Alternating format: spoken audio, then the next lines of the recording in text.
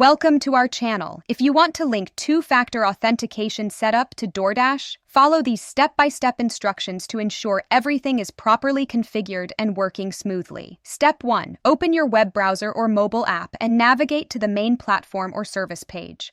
Log in with your account credentials if required. Step 2.